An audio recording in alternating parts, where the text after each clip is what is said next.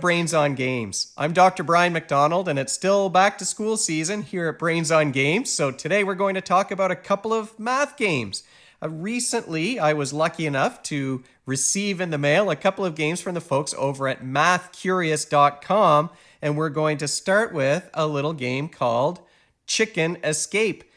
Chicken Escape is a game that works with kids age 6 and up. It's for between 2 and 6 players, and you can play it in 15 minutes to half an hour. Let's take a look at Chicken Escape.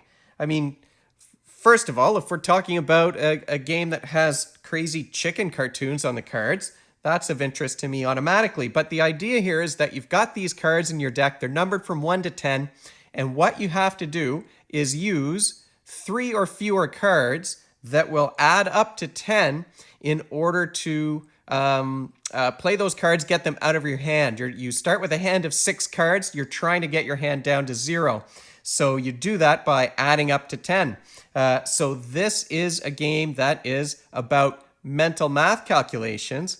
But for the younger kids or the kids that are still becoming familiar with the mental math, you've got tomatoes here on the cards that you can count. So they're using their tomato energy to escape from the chicken coop.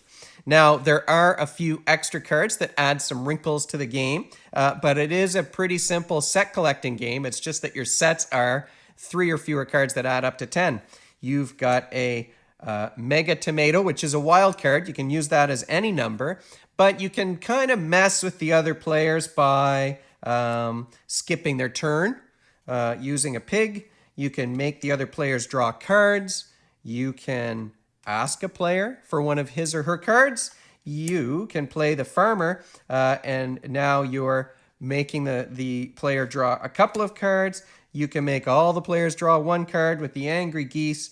And finally, the rooster is the card that cancels all those other ones. So you've got lots of different ways to mess with the other players, but the idea here is that you're doing those basic addition calculations and you're trying to add up to 10, so you're always going to be able to count up to those totals on your fingers. So a good game for the younger crowd.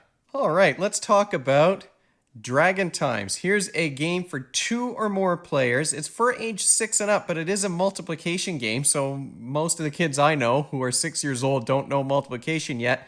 But I'll show you in a second. There's a little bit of a cheat sheet. You can play this game, well, how long it takes depends on how skilled you are at multiplication, I would say. Now, I did get called out after the last video. I got called out to help out a neighbor, so you can see that I've changed what I'm wearing, and that's the reason why. Let's take a look at Dragon Times. So you've got these dragons, and they're going to be laid out on a tableau. There's going to be 8 of them at a time, and then you're going to have 6 of these spell cards. You'll start with 6 spell cards in your hand. So the important thing about the spell cards is the numbers that are on the cards.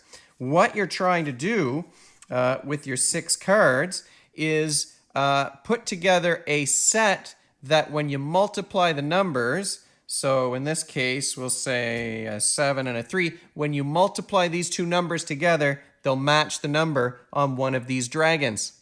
That allows you to free the dragon from captivity, and so then you get to take the dragon over onto your side. Once one of the players has run out of cards, you move to the second phase of this game. So the first phase is just figuring out the multiplication, and there is, like I said, a cheat sheet, a multiplication chart that's included. In fact, there's 2 of them that are included in the game. So, the younger kids can learn how to use the times table to figure out what their cards will multiply up to. Once you're done that phase, the next part is this one. You've got a spinner. So you've freed these dragons. Now you need to tame them. So you're going to have some dragons, now they're in your hand or they're on your side of the table. You start to spin that spinner, and that's going to determine what kind of dragon you can tame. So if it's a square number, then you'd be good to go with the number 25. So I would be lucky in that case. If you land on this space here that says evil swap spell, you're going to trade your stack of dragons with another player. It sort of goes around the circle if there are multiple players in the game. So you want to find multiples of 10, multiples of 4, 7, so that's what you're spinning on this spinner. So the kids are really going to be thinking about what numbers multiply together. Maybe they'll remember what numbers they used to free that dragon so that it was in their hand. But you'll be thinking about what numbers multiply together to allow you to train these dragons. And then the game ends, and the person who's trained the most dragons or tamed the most dragons is the one who's going to win the game. So there you have it. A couple of math games from mathcurious.com. You've got the addition one, you've got a multiplication one, and the multiplication one will even look at square numbers and things like that. So it's the perfect kinds of games to have in a classroom when the kids are done their math work. They could do a little bit of extra math, but it feels a bit more like a game. Now, if you have any questions or comments or suggestions for me, as always, you can find me at brian@brainsongames.ca. Brainsongames.ca, of course, is the website where you can find past videos, and future videos will be posted there too. Brains on Games is the Twitter handle and the Instagram feed and the Facebook page. And if you like this video and you'd like to be notified of future ones, you can head on over to YouTube and click that subscribe button. Thanks for joining me today, and hopefully you'll be back next time.